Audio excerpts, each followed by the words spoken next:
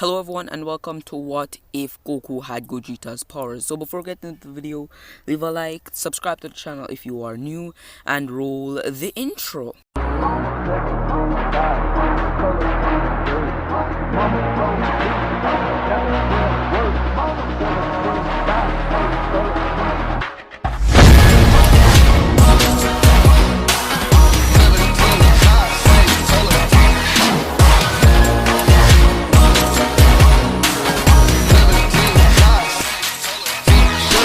So sorry if there's any background noise, but yeah.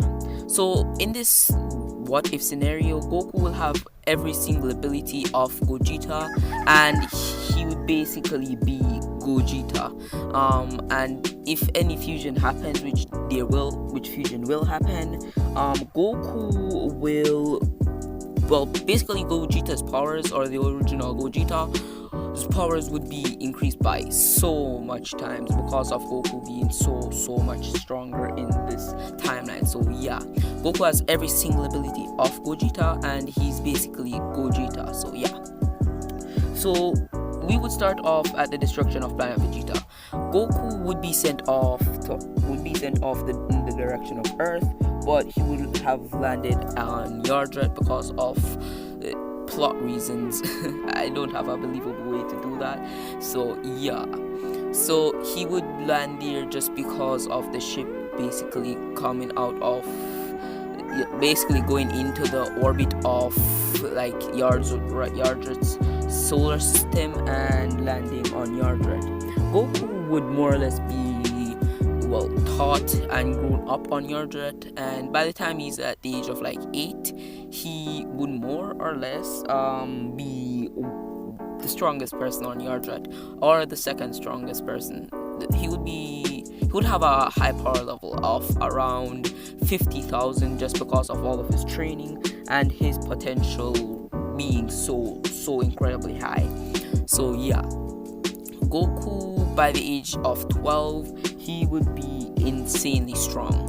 And Raditz would still head to Earth by the time Goku is around the same age. I think he was like I don't remember how old. He was like 23, I think, when Raditz showed up on Earth. So yeah, Raditz would still show up on Earth, but he wouldn't see any sign of Goku, and he wouldn't try to like destroy the Earth.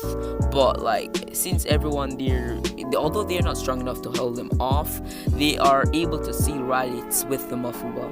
And since like Nappa and Raditz don't even see the need to come down there, because they didn't even mention the Dragon Balls or Kakarot isn't there, and they just lost one of their biggest soldiers, and it will just be a waste of time for them. So yeah, they don't bother to even go to Earth. Now, since that never happened, a lot of things in the story changes. Like, the Ginyu Force comes to Yardred, and Goku being the strongest person on Yardred and having a multitude of forms, but he has like Ikari because he mastered his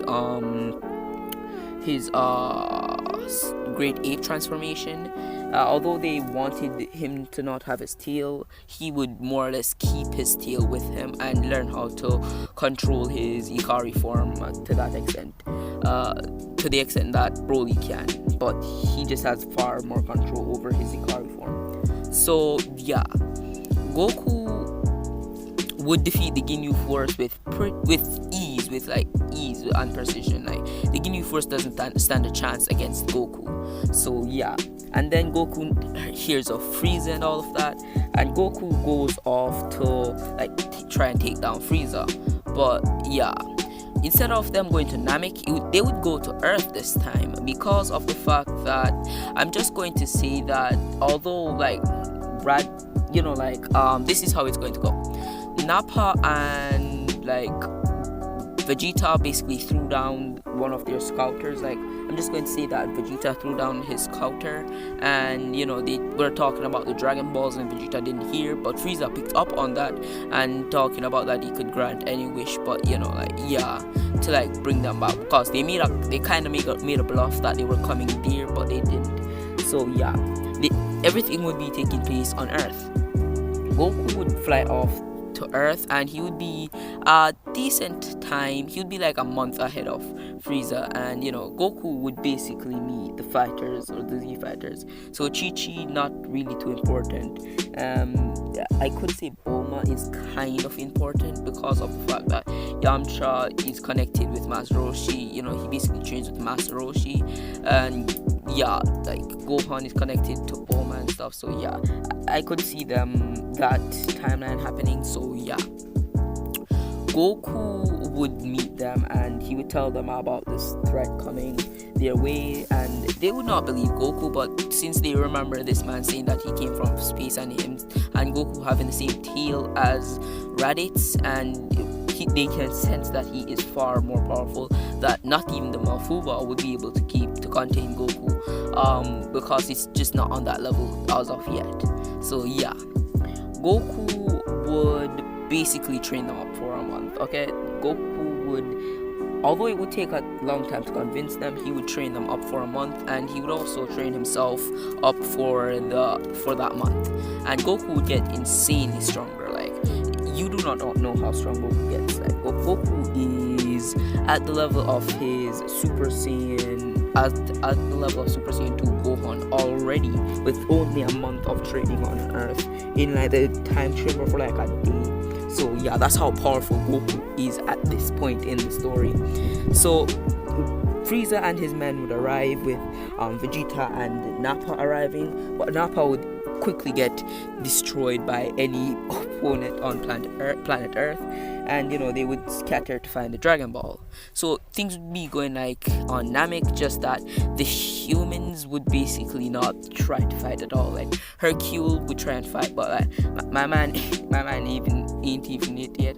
Like, my man gets bodied by like some water soldier. But I could make that a meme, but I'm going to give Hercule a good role in the story eventually. So Goku would basically fly around and stopping them from destroying towns and cities, and he would basically kill all of them with the help of the rest of the Z fighters, but he did most of the massacring of the Frieza force. And then we go to Vegeta fighting Zarban and Dorian, basically defeating them quite easily. And then we see Vegeta trying to fight Frieza in base. He overpowers Frieza and Frieza goes into his second form. He still overpowers Frieza and Frieza goes into his third form, and Frieza completely demolishes Vegeta. So Goku would arrive, and he would start to gauge Frieza's power by sparring, or you could call it sparring, but by fighting with him a little bit. Frieza goes into his final form, and Goku is still taking it easy. Frieza starts to power up even more, but Goku is still taking it easy on Frieza, like pretty easily on Frieza. Frieza goes into his final form, and that's when Goku starts to, not final form, but he goes to 60%.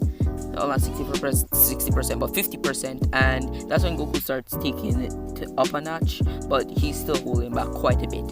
And when Frieza goes full power, that's when Goku sees him as a big threat now, because Goku was going pretty easily on him, but Goku would just incinerate Frieza and he would basically be done. So Goku would want to leave back to Yardrat, but he would basically instant transmission to Yardrat, but they basically say that his training there is complete after him learning not pretty much every technique, but learning every single technique that he had to offer and mastering them in almost no time flat. So Goku would basically just come back to Earth after like a day of saying goodbye to everyone there, and that would be the end of the Frieza saga. But we would still see Dr. Gero plotting in his lab at this point and sees this Goku threat. And although he must have been collecting data on everybody there, his main focus would have been to defeat Master Roshi and all of his students. But now that he has this Goku's DNA, he can use it to create his perfect being. But this is where I am going to leave it off. If you like the video, leave a like, subscribe to the channel if you haven't already, and peace out.